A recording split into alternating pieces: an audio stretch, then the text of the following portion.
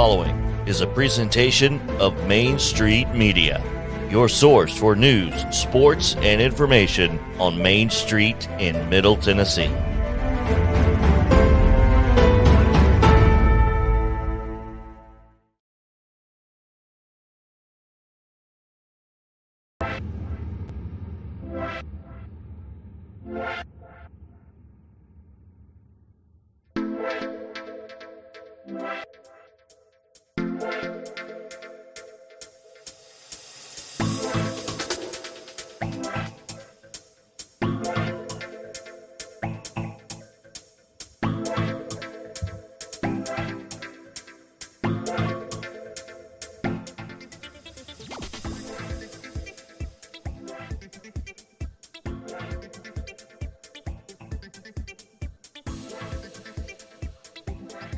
Welcome back to Main Street Preps this week. I'm Russell Vannozzi, joined as always by Tyler Palmateer.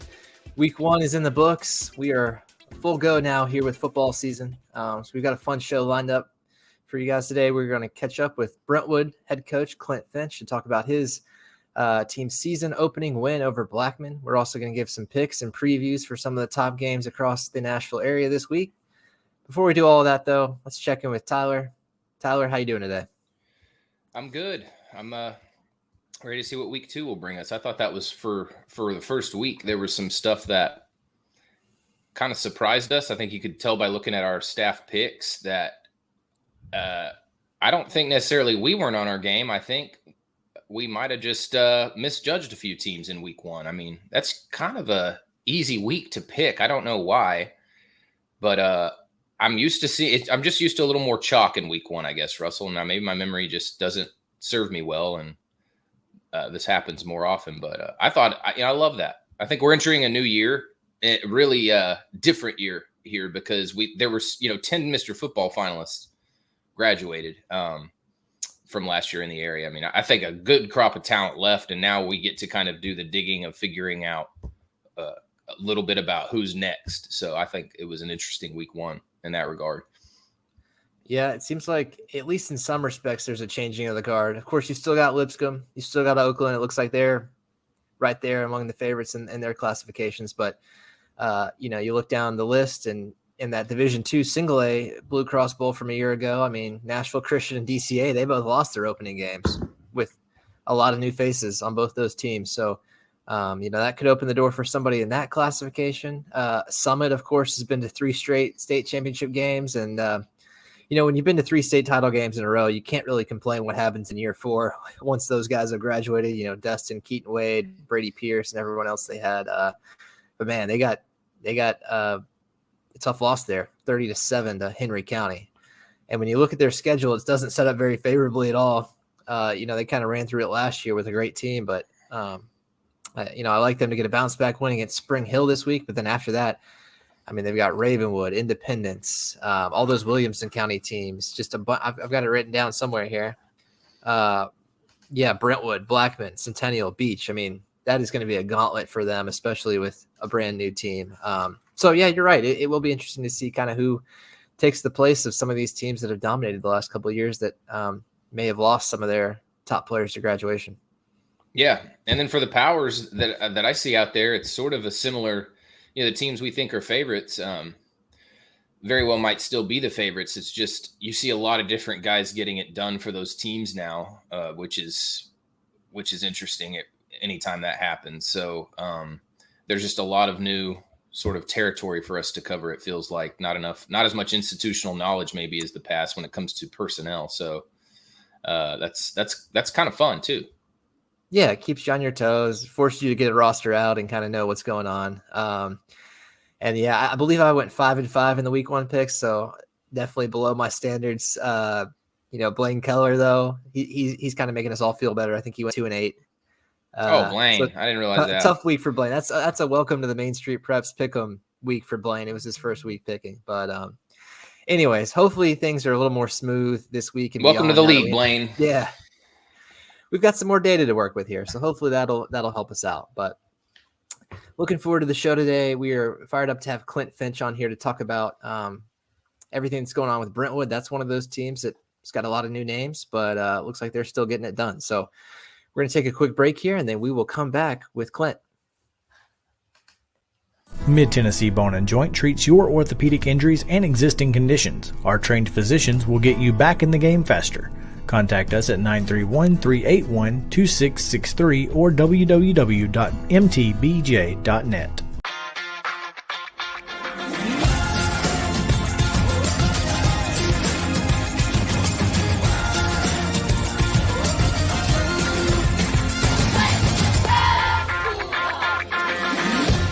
Hey folks, while we take a quick break from the show, I want to tell you about our friends over at Custom Stone Handlers in downtown Columbia.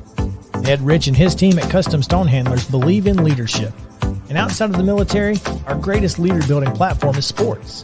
Custom Stone Handlers proudly encourages young people to get in the game.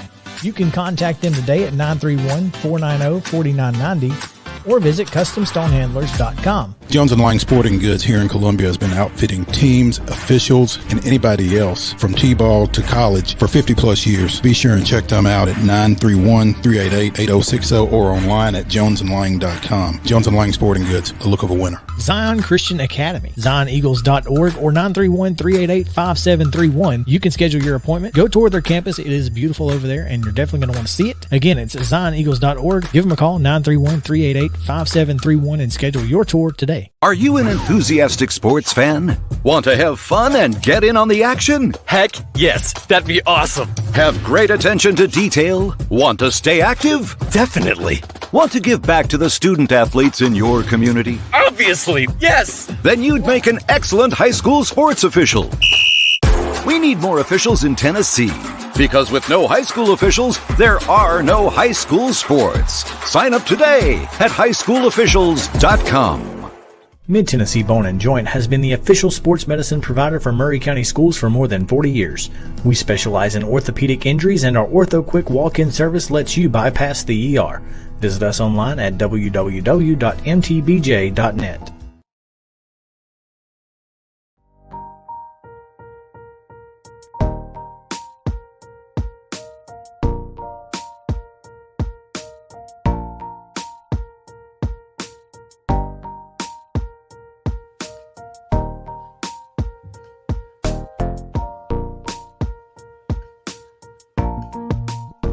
Welcome back to Main Street Preps this week. It's time to welcome in Brentwood football coach Clint Finch for an interview. See if you can, there he is. Hey Clint, how you doing today? I'm great, guys. How are y'all doing? Doing well. Thanks for joining us today, Clint. Appreciate it. First Clint. off, congratulations on the week 1 win. You guys get it done against Blackman there at home. Especially given the slow start you guys had last year coming out of the gate. I mean, how meaningful was that for you and the rest of the team to get off on the right foot this season? Well, I think, and a lot of, a tip of the hat to Blackman. I think they're going to be a really good football team this year. I think it's huge when you can get off to a good start like that. You work so long in this sport to get to those 10 kind of really special Friday night events.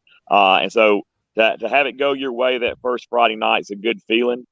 You like to think it sets the tone for the season and really allows you to start building some momentum heading into week 2.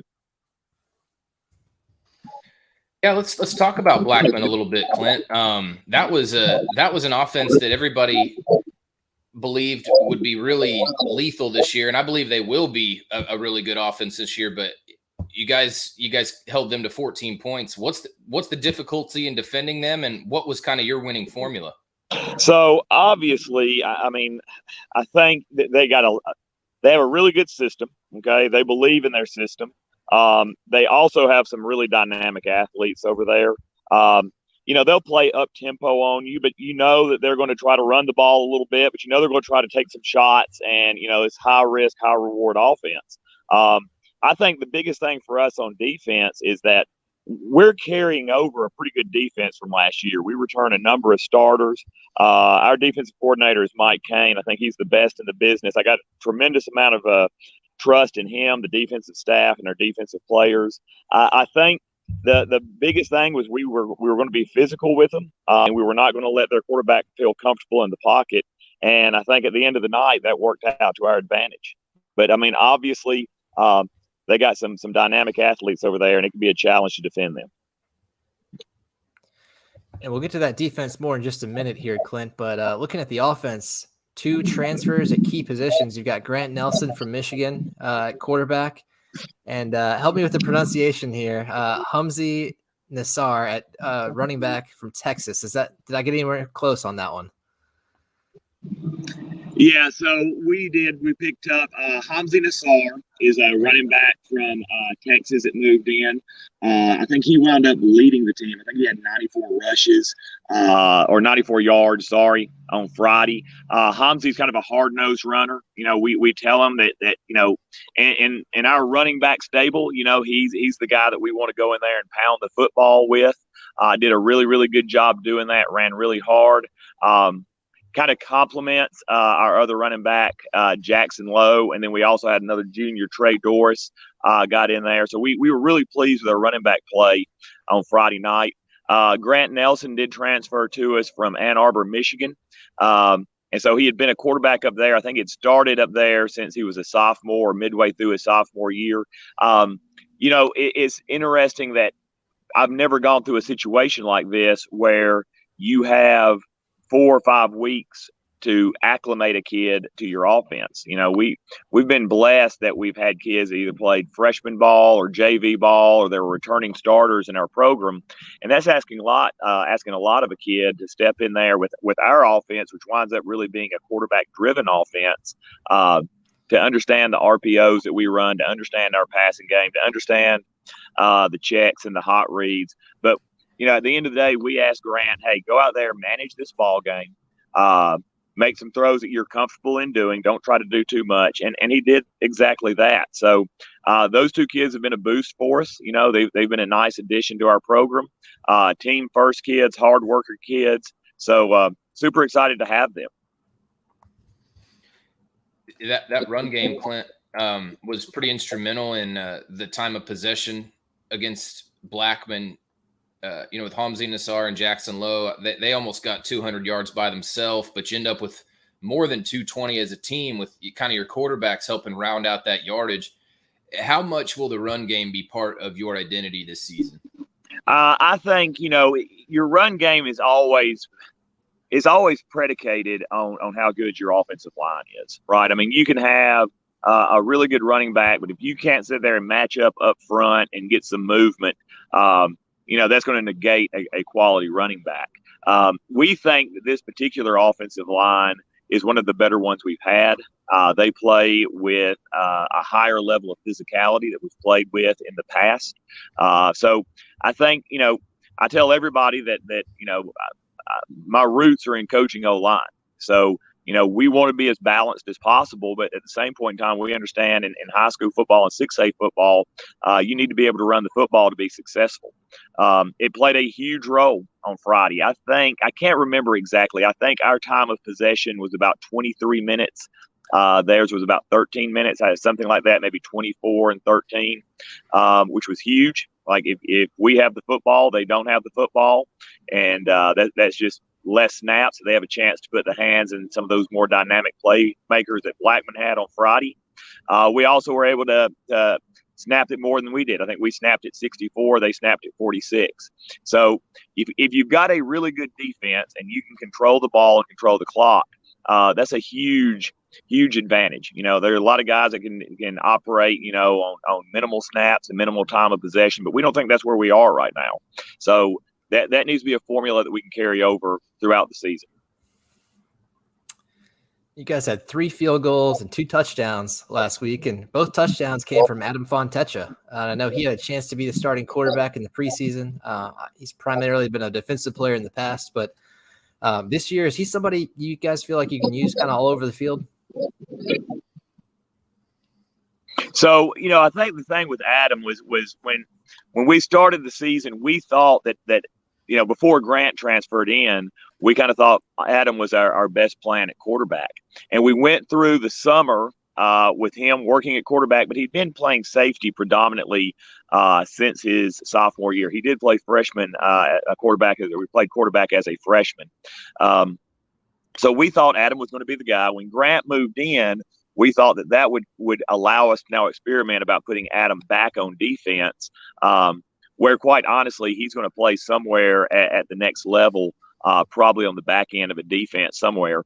But at the same point in time, Adam's a really good athlete. He's a really good team player. We got down there around the end zone on the 2 touchdowns, and he's a pretty dynamic runner.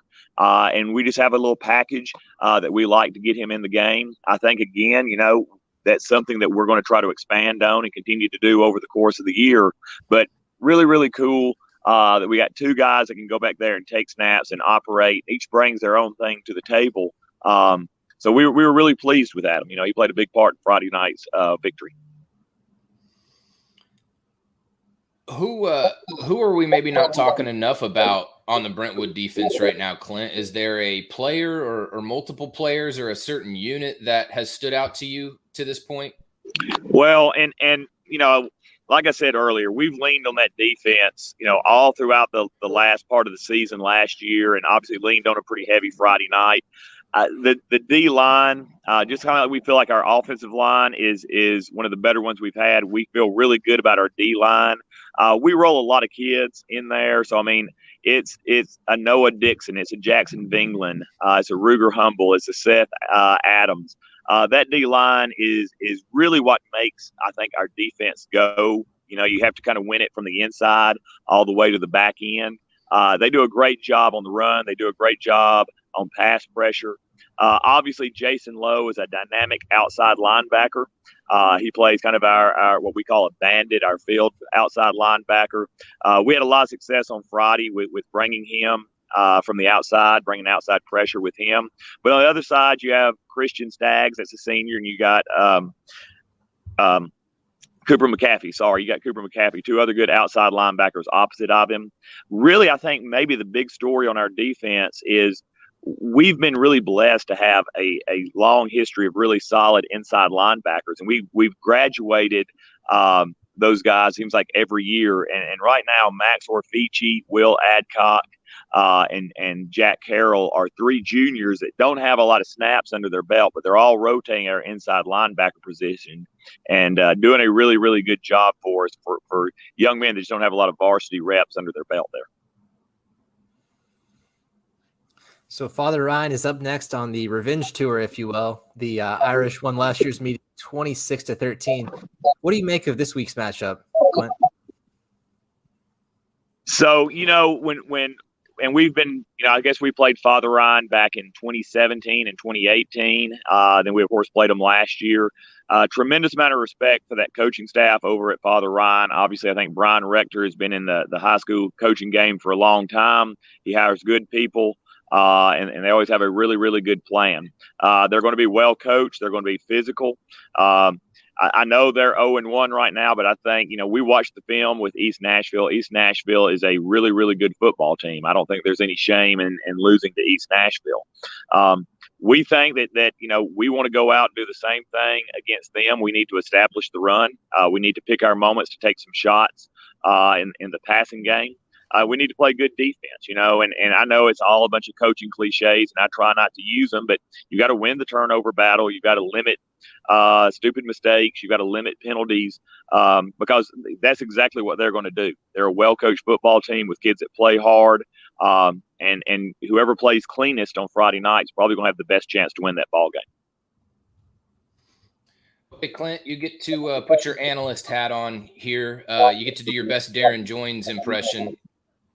When you look around your region 7, 6A, what was a team that coming into the year you thought had a chance to be maybe the most improved of the group or maybe much improved? And I will allow you to say your own team if you feel like it.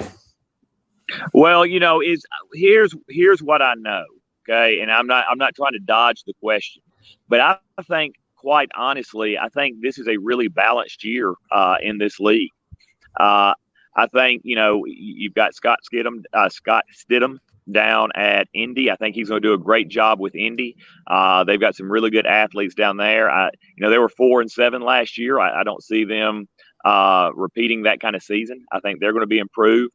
Coach Kreisky at Centennial, they won 6 ball games last year. I think those kids really believe in what they're doing over there. I think they're going to be a threat. And, just looking – we had the opportunity to go 7v7 with Franklin. over the summer. I thought they were vastly improved. And, of course, they went up there and played, what we all assumed to be a pretty solid Riverdale team and really had a chance to win that. So I think Coach Alex Melton over there is doing a great job as well. People have asked me repeatedly how this thing will fall out, and I kind of just have to tell them, I don't know. I think it's going to be just kind of whoever's playing the best ball on any individual Friday night. I think there's a great chance that it's a year that anybody could beat anybody.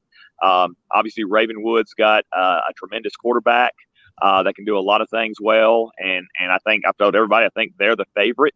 But I think it's a really balanced year for this league, and it should be a lot of really fun Williamson County games on Friday nights throughout the season. Anybody can't beat anybody. It's not something we want to hear when we're having to make weekly picks here, Clint. And I know a lot of us picked against Brentwood last week, so that's going to make things tough on us. But anyways, we appreciate your time, and good luck this week and the rest of the season as well. I'm sure we'll be talking soon. Well, guys, I just want you to know that we always appreciate all the coverage y'all provide high school athletes. High school athletes work incredibly hard. They put a lot of time into what they do, and we appreciate the job y'all do at Main Street. Absolutely. We appreciate those kind words. Happy to do it, Clint. Thanks for coming on. Thank you, guys. That has been Brentwood football coach Clint Finch. Really appreciate his time. Man, a lot of storylines there, Tyler, with that team this year. And, man, that schedule they've got is going to be tough, but it seems like they've got a chance. Brentwood Ravenwood, I think, has the makings of a really good game.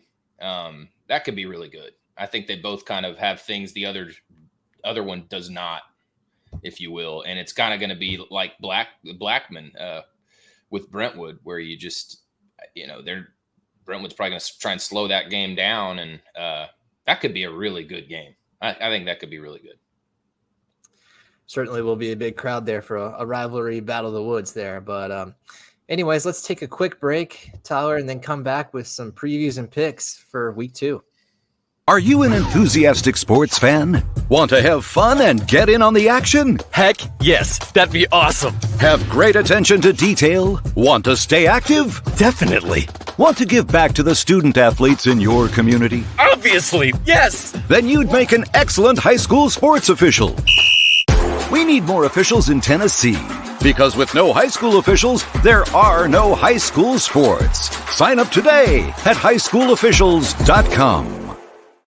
Mid-Tennessee Bone and Joint treats your orthopedic injuries and existing conditions. Our trained physicians will get you back in the game faster. Contact us at 931-381-2663 or www.mtbj.net.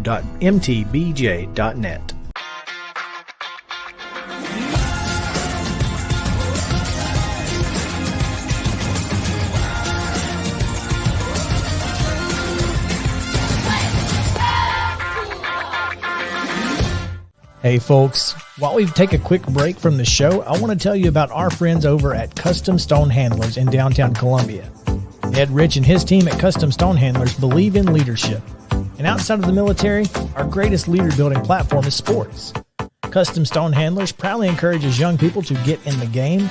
You can contact them today at 931-490-4990 or visit CustomStonehandlers.com. Jones & Lang Sporting Goods here in Columbia has been outfitting teams, officials, and anybody else from T-ball to college for 50-plus years. Be sure and check them out at 931-388-8060 or online at jonesandlang.com. Jones & Lang Sporting Goods, a look of a winner. Zion Christian Academy, zioneagles.org or 931-388-5731. You can schedule your appointment. Go tour their campus. It is beautiful over there, and you're definitely going to want to see it. Again, it's zioneagles.org. Give them a call, 931-388-5731, and schedule your tour today. Are you an enthusiastic sports fan? Want to have fun and get in on the action? Heck yes, that'd be awesome. Have great attention to detail? Want to stay active? Definitely. Want to give back to the student athletes in your community? Obviously, yes. Then you'd make an excellent high school sports official.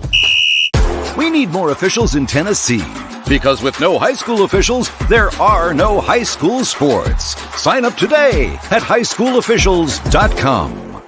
Mid-Tennessee Bone and Joint has been the official sports medicine provider for Murray County Schools for more than 40 years.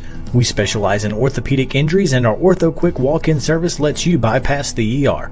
Visit us online at www.mtbj.net.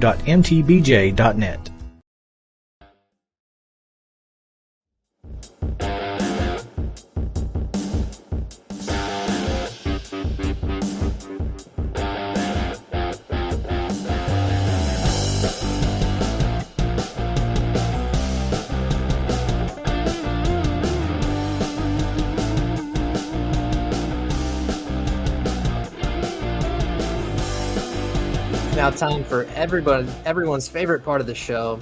It's at least my favorite part of the show, the picks.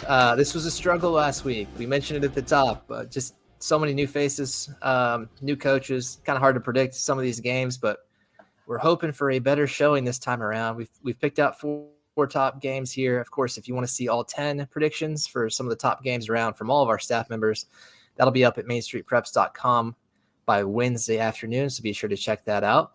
Tyler, let's start our previews here with a somewhat under-the-radar private school game here. It's kicking off on Thursday night, Nashville Christian at Good Pasture.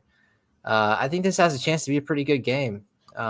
Nashville Christian, of course, coming off that runner-up finish last year. They lost in week 1 to FRA, which congrats, by the way, to Justin Geisinger for getting his first win in his FRA coaching debut. But, Good Pasture, they look like a team that's improved over last year. They've got a coach that's in his second season now, and Greg Cotton. They've got a running back named Jaron Elkins, who is a key member of their baseball team. He's actually a Wright State baseball signee, but he had 173 rushing yards and 3 touchdowns last week in a win over St. George's. So all that said, I actually like Good Pasture to pull this one out. 24-17 is the score that I've got. Could see it going either way, but Nashville Christian, I think right now is just working through replacing a ton of seniors off last year's team, including Josh Strickland, who was really the heartbeat of that offense down the stretch last year. Yeah, I think you're right. I think that could be a 1-score game. I'm looking down at my pick, and I've actually got it as a 2-score game. And I've got Nashville Christian winning 28-14, but that could easily be a 1-score game, a really good one. Nashville Christian bringing in a freshman quarterback, Jared Curtis, who is 6'2", 200. I'm sure we have not heard the last of him over the next 4 years. It sounds like he's going to be really good. But I went with Nashville Christian. I think it could end up being a close 1-score game. And speaking of private schools, how about in another kind of matchup of different levels of private schools? CPA at Brentwood Academy. What do you think about that one? Yeah, no, I think love the quarterbacks. I think Thomas Vaccaro at CPA and George McIntyre at BA are going to really light the scoreboard up at some point this year. Just two well-trained, good-looking quarterbacks at this point in their career. I don't know how you this could really tell us a lot about Brentwood Academy. I think they played a thriller last week against Milton, Georgia, and it'll be interesting to see what happens. But I've got CPA 34-31. This was a wacky game last year. I think something wacky is going to happen again this year. If you want to maybe identify a difference in the two, I've got maybe London Humphreys making up the difference. He's going to have a big year. He had a nice write-up in The Athletic today, which is not something you see every day. Apparently some more Power 5 schools are getting kind of interested in him. So I've got CPA. They start the year 2-0. Yeah, I'm with you there. I've got CPA 28-21 over Brentwood Academy. Brentwood Academy, like you said, overtime loss there to Eagles Landing in Georgia and scored 49 points. I'm telling you right now, CPA is not going to give up 49 points this Friday. I saw them last week against Independence, and man, despite whatever new players they've got, that defense is just as strong. They held Trey Hartwell really in check. I think he ended up with maybe 90 some odd yards, but it took him a lot of carries to get there. It was hard running. He was getting stuffed at the line of scrimmage quite often. And you've got Cruz Law, who looked a lot like Cade Law out there, maybe a little bit taller, wearing number 11, same number Cade wore last year as the quarterback. And he's right there at middle linebacker, and they also give him the ball sometimes too. And he had 3 carries for 50 yards and 3 touchdowns. So anyways, yeah, I like CPA there as well. And then how about the game we were just talking about with Clint Finch, Brentwood at Father Ryan? I think this has a chance to be a pretty good one. For all the reasons we talked about with Clint, though, I like Brentwood in this one, 21-14 over Father Ryan. Like he said, no shame in losing to East Nashville. That's a good team coming off a state championship appearance. But man, it just seems like something about that defense that Brentwood had, and then kind of its mix of running backs and ability to control the clock, I think could work to their advantage again. And so I've got them winning by 1 score. Yeah, I've got Brentwood 21-14. I think Father Ryan could have a bit of a challenge scoring in this one. nothing against East Nashville, but at the level Father Ryan's at, probably ought to have a little bit more offense in that game last week. But and I just think Brentwood has a great formula here with a good defense and an offense that knows how to control the clock. I also think they've got a good thing going with Adam Fontisha and Grant Nelson. So that's going to be enough for them to get 21 points. And Brentwood starts the year 2-0. The other interesting one, our last pick here, Pearl Cone and NBA. This one caught us all off guard last year with Pearl Cone winning and Barryon Brown just putting in an all-world performance. I just don't know, outside of maybe Destin or Keaton Wade, that there was a better individual performance last year. And I think you could argue that it was the best individual performance last year. But NBA is really up to speed right now early in the year. I've got them winning 21-13. They looked really good against Ravenwood. Very balanced just across the board. Pearl Cone's kind of figuring out its offense right now without Brown. I think it's going to be really good. I think they're going to be really good in their class. Malachi Cromwell and Javion Kennard, those guys were good last week. Javion Kennard is a name you're going to hear a lot this year. He's a really speedy guy, and he's gonna rack up some yards. And but right now, Darius Reed out, possibly with him kind of questionable for Pearl Cone. I think NBA is going to win this one, but it's an interesting matchup. Yeah, you got to love the public-private matchup. Kudos to them for putting it on the schedule here 2 years in a row. Yeah, I mean, like you said, Barryon Brown delivered an all-world performance last year. That was a huge boost for the Firebirds, and kind of caught NBA maybe napping a little bit. They had that tough start last year after kind of rolling Ravenwood in the first game. I believe they went on to lose the next three against some pretty good teams, including Pearl Cone. But yeah, I don't see it happening either. I mean, the experience of Marcel Reed, the emergence of a new running back in Jonathan Moore, who had a great game, then picked up an offer from TSU right after the game. That's gonna be a tough task. So I've got NBA 35, Pearl Cone 21. So, anyways, we'll see how it all shakes out. Hopefully, Tyler, what was your record last week? I know I was 5-5.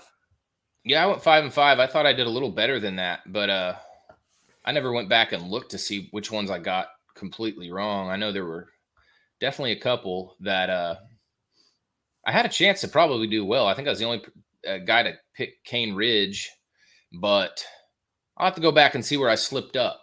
I know I thought about picking McGavick, and I didn't. Yep, I thought about that too. They made me pay, so we'll see what happens this week. I was already regretting the Cane Ridge and the McGavick picking against them. I didn't want to have to do it, but I did and regretted it. So anyways, hoping for a better showing this week. Thanks to everybody who has been keeping up with our high school football coverage. We are just getting started. And of course, we're going to have coverage of girls soccer and volleyball and everything else going on as well. So stay tuned to MainStreetPreps.com, and we'll see you next time on Main Street Preps this week.